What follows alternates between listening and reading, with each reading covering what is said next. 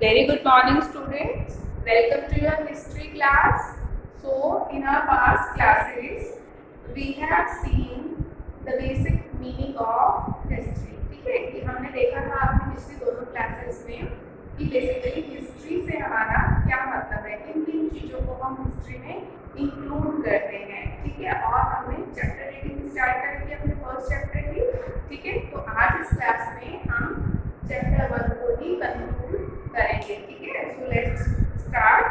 Open your history book and open your page number 5. Right, we will start from here. How do we know? Here, so let's start. How do we know यानी कि हमें पता कैसे चलता है. What sources यानी पता कैसे चलता है का मतलब यहाँ पे यही है कि हम हिस्ट्री को जानते कैसे हैं, यानी कि जानने के क्या तरीके होते हैं. हिस्ट्री को हम किन किन सोर्सेज से पता लगाते हैं, अभी देखते हैं हम. What sources do historians use in writing about the last 250 years of Indian history? जो हमारे इंडियन हिस्ट्री है 250 साल पुरानी, 250 ईयर्स पुरानी, उसको जानने के लिए जो हिस्टोरियंस हैं, आपको पता है हिस्टोरियंस कौन होते हैं, है ना.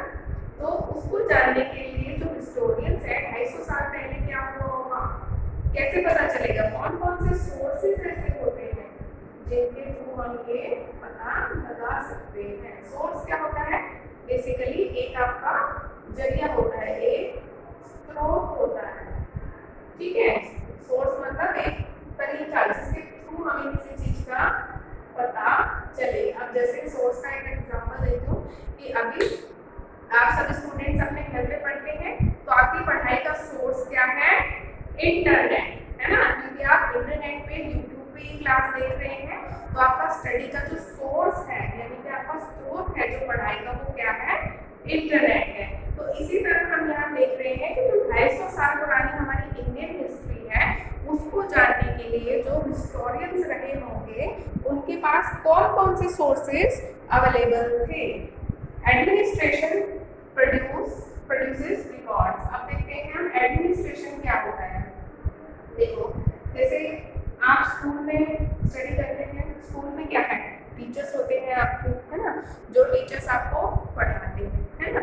वहीं प्रिंसिपल सर भी होते हैं, है ना, जो क्या करते हैं, सब पूरे के पूरे स्कूल को जो है हैंडल करते हैं. हैंडल कैसे करते हैं, जो है टेक केयर करते हैं हर चीज़ की, स्टूडेंट्स की भी, टीचर्स की भी, है ना, बाकी स्टाफ की भी, काम कैसे हो रहा है, टाइम से जो है स्टूडेंट्स जो है अपना काम करते हैं या नहीं, टीचर्स अच्छा पढ़ाते हैं या नहीं.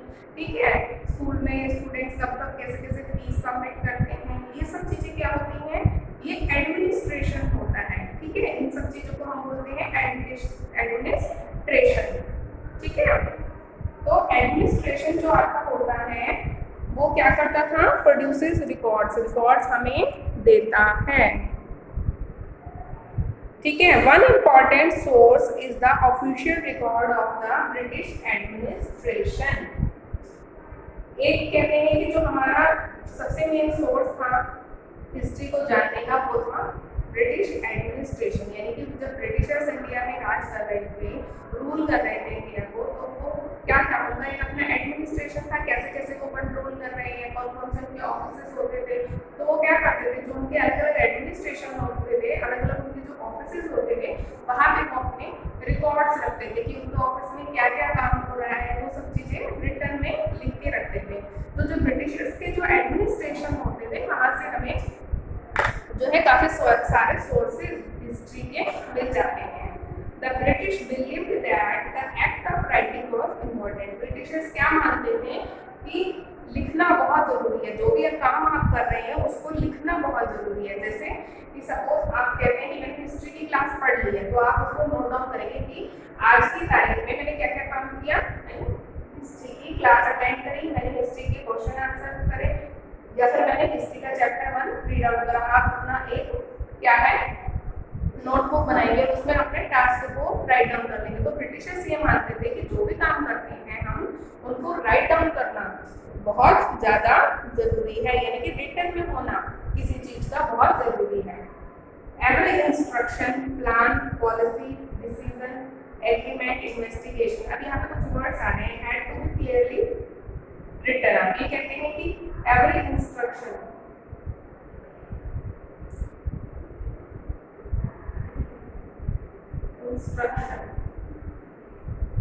or every plan, policy,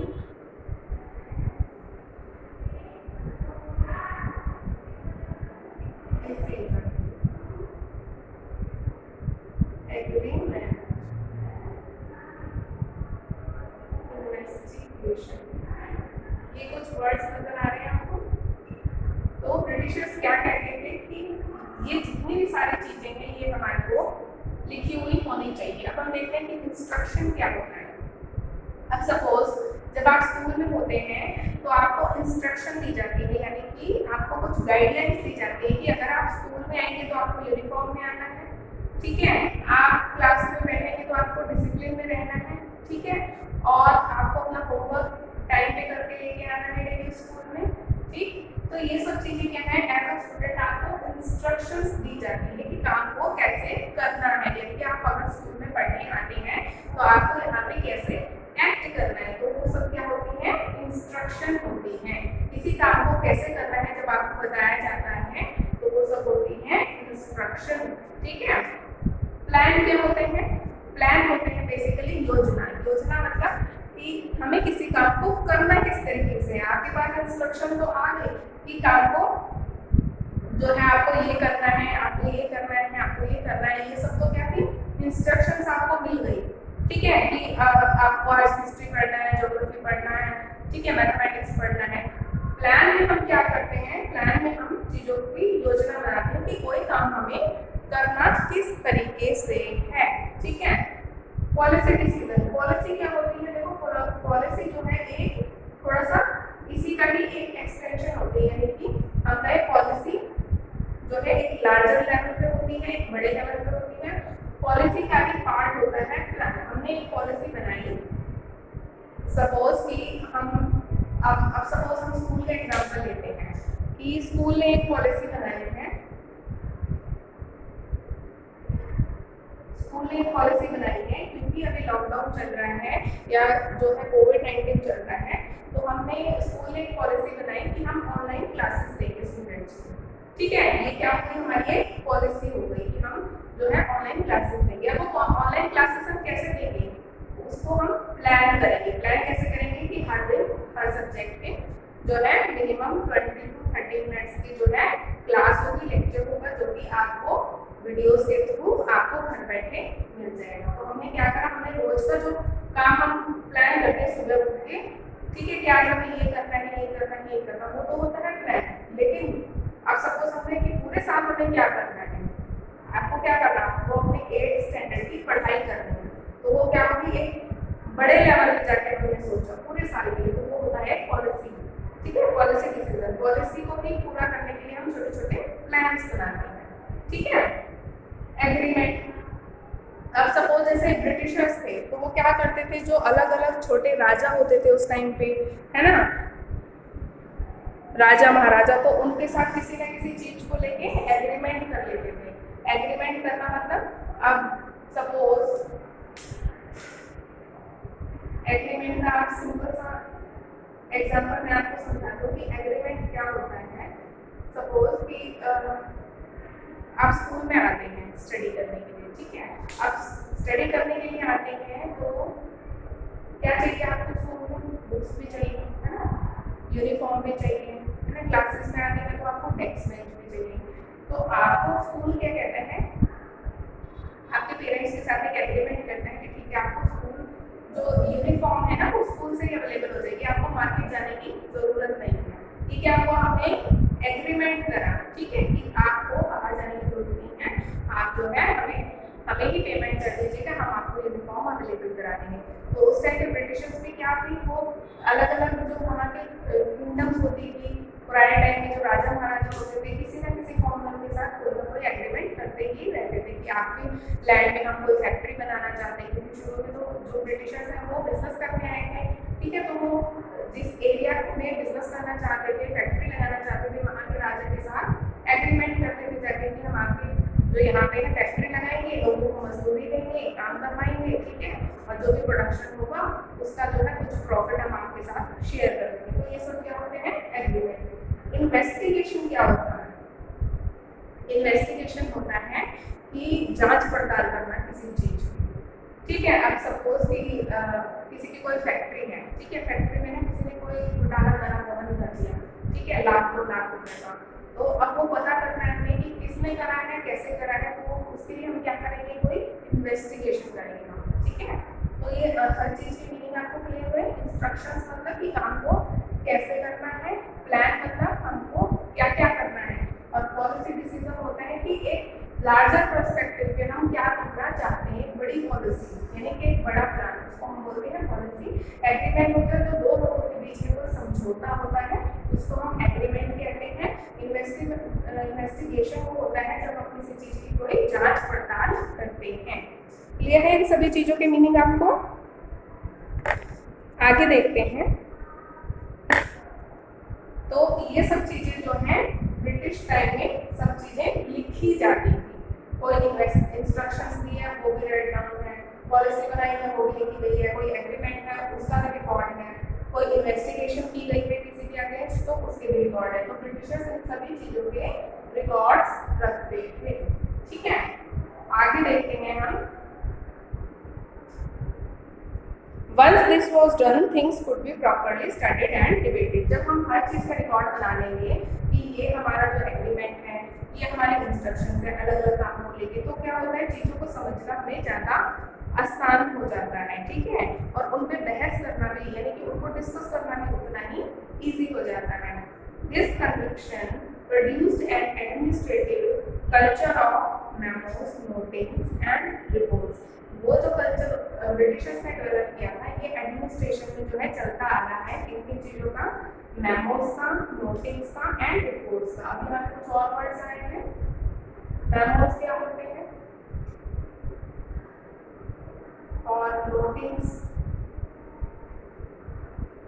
reports.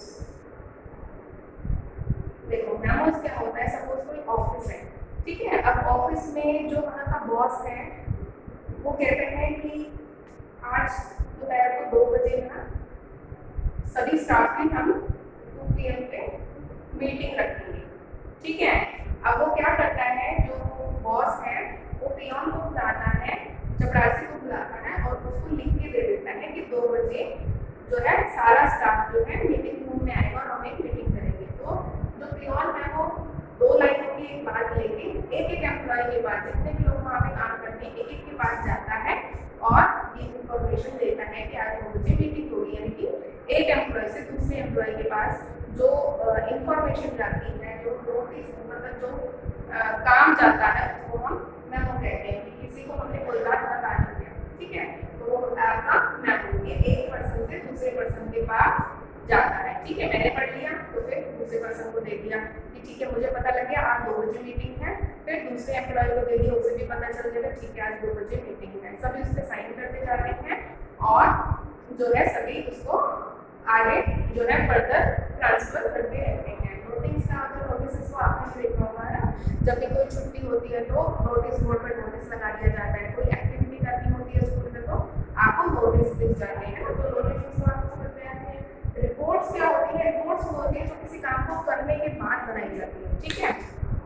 अब सपोज आपका एनुअल फंक्शन था, ठीक है, स्कूल में एनुअल फंक्शन हुआ तो फिर उसकी एक रिपोर्ट बनाई जाएगी कि एनुअल फंक्शन में हमने कौन कौन सी एक्टिविटीज करी, कौन कौन से स्टूडेंट ने पार्टिसिपेट किया, ठीक है, और पूरे दिन का जो भी रिकॉर्ड था वो रिपोर्ट्स में लिखा जाएगा। रिपोर्ट बेसिकली काम करने के बाद बनाई जाती है, क्लियर है। तो ये सारी चीजें जो है ब्रिटिशर्स जो है बनाते थे, मेमोस, रिकॉर्ड्स, नोटिंग्स, रिपोर्ट्स, ये सब चीजें, ठीक है। आगे देखते हैं हम।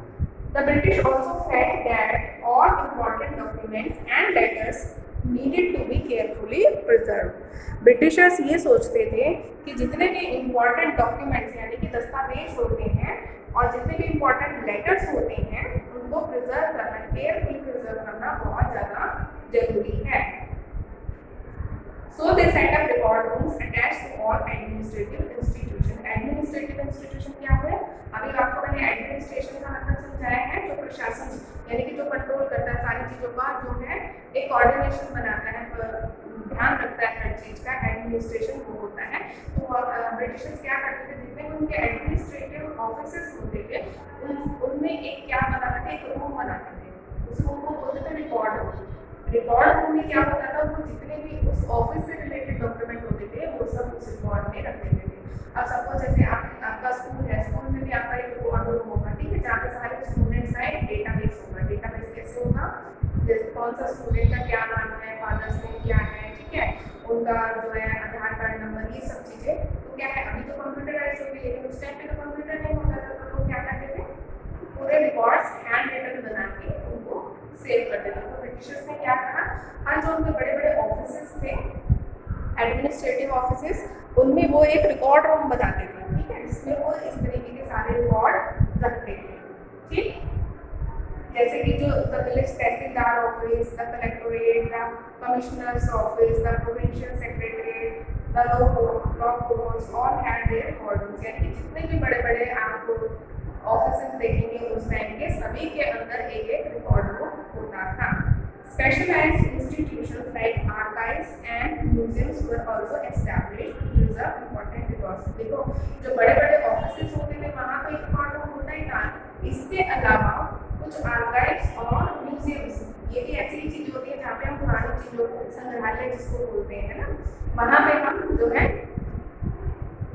पुरानी चीजों को यानी कि रिकॉर्ड्स को जो है संभाल के रखते थे। आई एम श्योर आपने कोई ना कोई म्यूजियम जरूर देखी होगी, ठीक है, वहाँ पे क्या होता है, हिस्ट्री से रिलेटेड, पास्ट से रिलेटेड चीज़ों को या फिर डॉक्यूमेंट्स को रखा जाता है। Letters and memos that moved from one branch of the administration to another in the early years of the 19th century can still be read in the archives. तो कहते हैं जो ये आर्काइव होती है जहाँ पे ये रिकॉर्ड्स होता है पुराना, वहाँ पे अभी भी हम ना इस तरीके के जो मेमो होते थे जो एक पर्सन से दूसरे पर्सन के पास जाते हैं या कोई लेटर लिखा गया ऑफिशियल लेटर, वो आज भी हम इन आर्काइव्स में देख सकते हैं, जो कि 19th century से बिलोंग करता है। You can also study the notes and reports that district official prepared, यानी कि जो उस टाइम पर डिस्ट्रिक्ट एक जिले के जो ऑफिशियल्स होते थे, अधिकारी होते थे, उस टाइम पे वो लोग जो रिकॉर्ड्स बनाते थे या जो रिपोर्ट और नोट्स बनाते थे वो आप आज भी देख सकते हैं या उनको स्टडी कर सकते हैं। और the instruction and directives that were sent by officials at the top to provincial administration. कहने का सिंपल सा मतलब ये है, हर चीज़ को लिखा जाता था, हर चीज़ को सेव किया जाता था, प्रिजर्व किया जाता था। आजकल हर चीज़ को हम कहाँ सेव करते हैं, अपने अपने कंप्यूटर्स में, लेकिन पहले के टाइम में हर चीज़ हैंड रिटन होती थी। तो क्या होते थे, फाइल्स बनाई जाती थी, उन फाइल्स को रिकॉर्ड रूम में रखा जाता था। ठीक है, तो जितने भी बड़े बड़े एडमिनिस्ट्रेशन से रिलेटेड ऑफिसेस होते थे, सब में अपने अपने रिकॉर्ड रूम्स होते थे और हर तरह के रिकॉर्ड, चाहे वो रिपोर्ट्स हैं, मेमोस हैं, लेटर्स हैं, वो वहाँ पे आपको आज भी दिखाई दे जाएंगे। इन the early years of 19th century, यानी कि 19वीं सदी के जो शुरू के साल थे, these documents were carefully copied out. इन सारे डॉक्यूमेंट्स को बहुत केयरफुली कॉपी किया गया। कॉपी किया का मतलब इनकी एक नकल बनाई गई, ठीक है, क्योंकि ओरिजिनल तो थी, लेकिन इनको और ज़्यादा अच्छे से सेव रखने के लिए, क्योंकि समय के साथ साथ पेपर तो खराब हो सकता है ना, तो उस चीज़ से बचने के लिए हर इम्पोर्टेंट डॉक्यूमेंट की एक एक कॉपी बनाई। जैसे अभी आप फोटो कॉपी करवा लेते हैं ना, उस टाइम पे तो फोटो कॉपी नहीं होती थी, तो क्या करते थे वहाँ पे, copied out and beautifully written by calligraphist. Calligraphist वो होते हैं जो सुंदर सुंदर राइटिंग में किसी चीज़ को लिखते हैं। तो क्या करते थे, फोटो कॉपी नहीं होती थी, तो जो चीज़ जैसे लिखी गई है कैलीग्राफी के थ्रू, कैलीग्राफी होता है the art of writing beautifully, ठीक है, सुंदर सुंदर तरीके से जब हम लिखते हैं, ठीक है, कर्सिव राइटिंग में या बहुत अच्छे सुंदर अक्षरों को बना के, उसको हम कैलीग्राफी कहते हैं, ठीक है। तो कैलीग्राफिस्ट को बुला के उनको बोला जाता था कि इन डॉक्यूमेंट को आप कॉपी करो, तो वो दूसरे पेज में सेम डॉक्यूमेंट को सुंदर सुंदर राइटिंग में जो है कॉपी कर देते थे। दैट इज बाय दोस कैलीग्राफिस्ट कौन होते हैं, who specialized in the art of beautiful writing, जो कि सुंदर राइटिंग लिखने में एक्सपर्ट होते हैं, ऐसे लोगों को हम बोलते हैं कैलीग्राफिस्ट। क्लियर है? By the middle of the 19th century, spread of printing. अब शुरू में तो क्या था, कैलीग्राफर्स जो है वो लिखते थे, लेकिन उसके बाद 19वीं सेंचुरी के बीच में आते आते जो है प्रिंटिंग प्रेस आ गई, ठीक है, प्रिंटिंग आ गई तो multiple copies of these records were printed as proceedings of each government department. उसके बाद क्या हो गया, इन्हीं की पहले तो लिखवाई जाती थी कैलीग्राफी से, लेकिन जब प्रिंटिंग प्रेस आ गई तो बहुत सारी इनकी नकल को प्रिंट करवा लिया गया, इनकी कॉपीज को प्रिंट करवा लिया गया, ठीक है, हर एक गवर्नमेंट डिपार्टमेंट की। अब यहाँ पे जो आपको ये पिक्चर दिखाई दे रही है, ये कहाँ की पिक्चर है, the national archives of India came up in the 1920, यानी कि 1920 में हमारी फर्स्ट आर्काइव, आर्काइव क्या होता है, नेशनल आर्काइव, जहाँ पे जो है पुराने रिकॉर्ड्स और डॉक्यूमेंट्स को रखा जाता है संभाल के, ठीक है। तो नेशनल आर्काइव ऑफ इंडिया कब आई थी, 1920 में। When New Delhi was built, जब नई दिल्ली बनाई गई, the National Museum and the National Archives, national museum भी बनाया गया और नेशनल आर्काइव्स, म्यूजियम में ज़्यादातर जो है चीज़ें रखी जाती हैं पुराने टाइम की, और आर्काइव्स में ज़्यादातर जो है डॉक्यूमेंट्स रखे जाते हैं, ठीक है।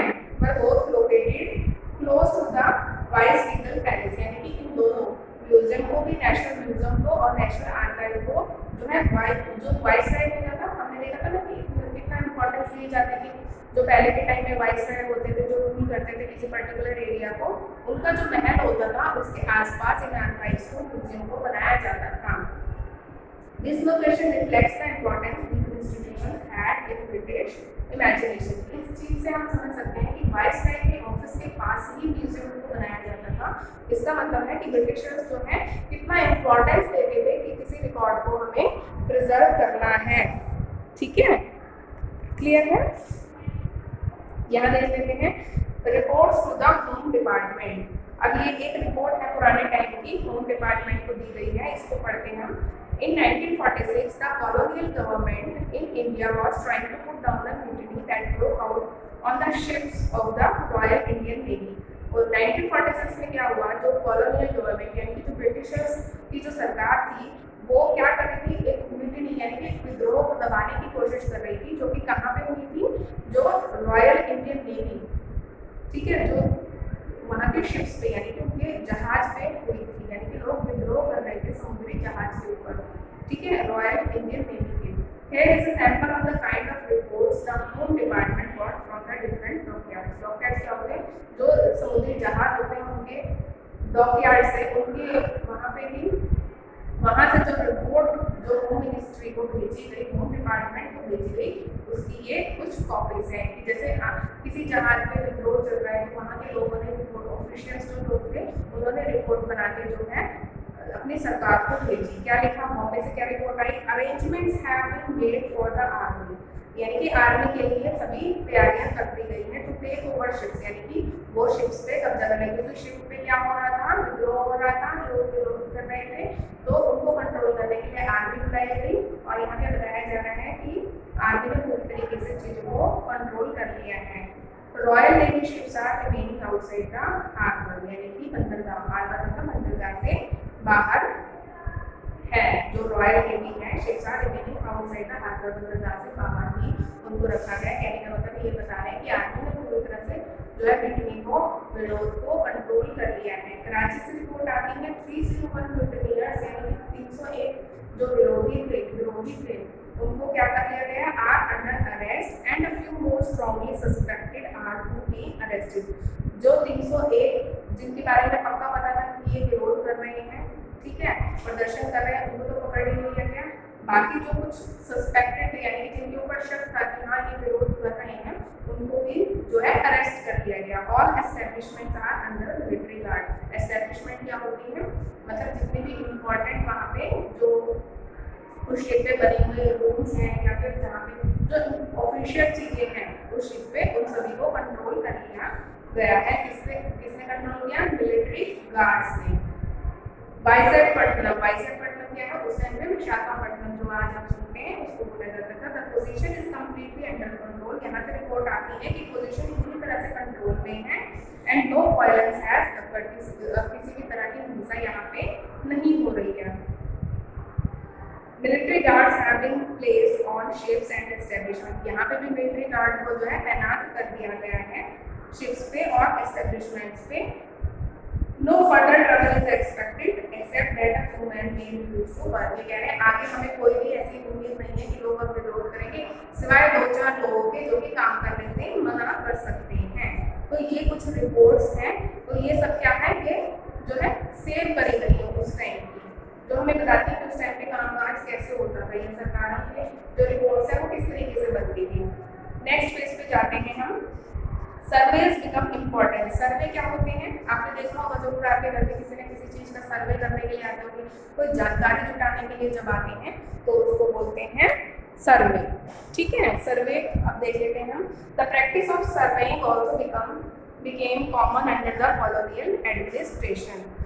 जो ब्रिटिशर्स थे उनको लगता था कि सर्वे करना बहुत जरूरी है किसी भी जगह का, किसी भी देश का। क्यों? The British believed that a country had to be properly known before it could be effectively administered. वो सोचते थे कि अगर हमें किसी कंट्री को बहुत अच्छे से एडमिनिस्टर करना है, यानी कि उस पर शासन करना है, तो सबसे पहले हमें उसको उसके बारे में हर चीज पता करनी होगी। पता करने के लिए क्या करेंगे? सर्वे करेंगे। ठीक है, किसी भी चीज के बारे में, लोगों के बारे में पता करने के लिए क्या किया जाता है? सर्वे किया जाता है। ब्रिटिशर्स ये मानते थे कि किसी भी देश को कंट्रोल करने के लिए हमें सबसे पहले वहाँ पे उसको पूरी तरह से जानना जरूरी है, और पूरी तरह से जानने के लिए सर्वे कराना बहुत जरूरी है।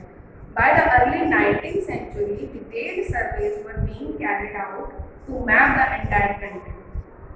19th सेंचुरी की शुरुआत में ही बहुत डिटेल सर्वे कर लिए गए थे ताकि पूरी कंट्री का एक मैप बनाया जा सके, यानी कि किसी प्रदेश का, किसी प्रांत का, प्रोविंस का कितना एरिया है, मैप बनाने के लिए पूरे सर्वे कर लिए गए थे। In the villages revenue surveys were conducted. Revenue survey मतलब कि कितना टैक्स, कितना पैसा वो कलेक्ट करते हैं किसी हर एक गाँव से, इस सब के बारे में सर्वे कर लिया गया था। ठीक है, क्योंकि वो कर लगाते थे, टैक्स लगाते थे लोगों पे, तो यहाँ कौन से गांव से कितना जो टैक्स लगाते हैं, कितना रेवेन्यू आता है, यानी कि कितना पैसा आता है, उस सब के रिकॉर्ड जो है सर्वे कर चुके थे। The effort was to know the topography, the soil quality, the flora fauna, the local histories and the cropping pattern. मतलब कि हिस्ट्री, ज्योग्राफी और वहाँ की जो है पॉलिटिकल साइंस, हर चीज को ब्रिटिशर्स ने कवर किया। किस तरह की यहाँ पे मिट्टी है, किस तरह की खेती होती है, किस जगह पे कौन सी क्रॉप उगाई जाती है, ठीक है, और किसी तरीके कहाँ पे कौन सा राजा राज करता है, ठीक है, वो किस तरीके से एडमिनिस्ट्रेशन कर रहा है, हर चीज का सर्वे जो है ब्रिटिशर्स ने कर दिया। From the end of the 19th century, और 19वीं सदी के खत्म होते होते तक census operations were held every 10 year. Census क्या होता है? जनगणना। ठीक है, कि एक जगह पे कितने लोग हैं, जनसंख्या कितनी है, तो हर 10 साल में जो है सेंसस जो है ऑपरेट होने लगा, यानी कि जनगणना लोगों की होने लगेगी। अब 10 साल बाद, हर 10 साल बाद कि यहाँ की जनसंख्या किसी पर्टिकुलर जगह की कितनी है। ठीक, these prepared detailed records of the number of people in all the provinces of India। पहले के टाइम में तो स्टेट्स नहीं होती थी, क्या होती थी? प्रोविंसेस, यानी कि प्रांत होते थे अलग अलग, क्योंकि अलग अलग छोटे छोटे राजा जो है राज करते थे, तो वहाँ पे अलग अलग प्रोविंसेस में कितने लोग हैं, कितनी जनता है, कितनी जनसंख्या है, वो सब चीज़ों की डिटेल रिकॉर्डिंग की जाती थी।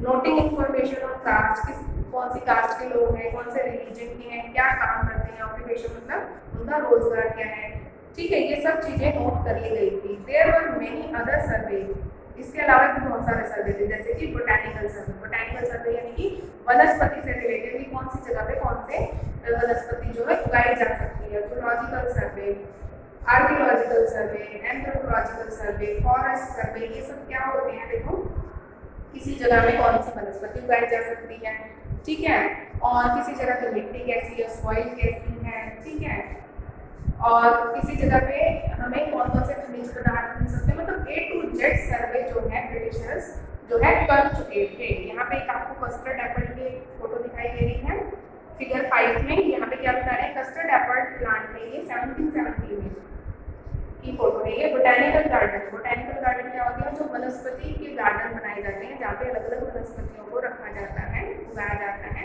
And natural history museum established by the British collected plants specimens. क्या करते थे वो ब्रिटिशर्स? उन्होंने बोटैनिकल गार्डन बनाए और नेचुरल हिस्ट्री म्यूजियम, यानी कि जहाँ पे नेचर से रिलेटेड, जो पेड़ पौधों से रिलेटेड हिस्ट्री को रखा जाए, ऐसी म्यूजियम उन्होंने बनाई जहाँ पे वो क्या करते थे, प्लांट के स्पेसिमेन यानी कि उनकी एक मतलब उनका एक सैंपल रखते थे हर एक प्लांट का, and information about their uses की कौन सा प्लांट या कौन सी वनस्पति किस यूज में आती है, किसी प्लांट का क्या यूज हो सकता है, उसके बारे में डिटेल जो है वो वहाँ पे इंफॉर्मेशन रखते थे। Local artist were asked to draw pictures of these specimens. अब जैसे ये है, इसकी लोकल आर्टिस्ट को बुला के बोला जाता था कि आप इसकी पिक्चर बनाओ और इसकी जितनी भी डिटेल है, सपोज ये कस्टर्ड एप्पल है तो ये किसका आता है, इसके क्या क्या फीचर्स हैं इस पर्टिकुलर पेड़ के, वो सब चीज़ें आप जो है इसमें नोट डाउन कर दो। Historians are now looking at the way such information was gathered. जो हिस्टोरियंस है वो ये पता लगा रहे हैं कि उस टाइम पे ये सारी इंफॉर्मेशन किस तरीके से कलेक्ट की जाती थी, and what this information reveals about the nature of colonialism, मतलब कि जब अंग्रेज शासन करते थे उस टाइम पे किस तरह का जो इंफॉर्मेशन इकट्ठी की जाती है उन सब के बारे में जानने की कोशिश कर रहे हैं। यहाँ पे एक तरीका का ये देखो मैपिंग सर्वे किया जा रहा है, जहाँ पे ब्रिटिशर्स खड़े हैं अपने अपने इंस्ट्रूमेंट्स को लेके और ये क्या कर रहे हैं, पूरे एरिया की मैपिंग कर रहे हैं, यानी कि मैप बनाने की कौन सा एरिया कितना नाप रहे हैं जमीन को। ठीक है, नेक्स्ट पेज पे आते हैं। यहाँ से देखते हैं what official record do not tell. जो ऑफिशियल रिकॉर्ड है वो हमें क्या नहीं बताता है। ठीक है, ये जानना भी उतना ही इम्पोर्टेंट है कि कोई चीज़ हमें क्या नहीं बताती है।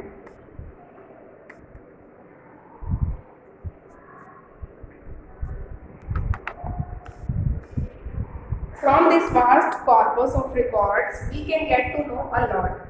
इतने सारे रिकॉर्ड्स के जो माध्यम से हमें बहुत कुछ जो है जानने को मिलता है। ठीक है, बहुत सारी चीज़ें जो हैं हमें जानने को मिलती हैं।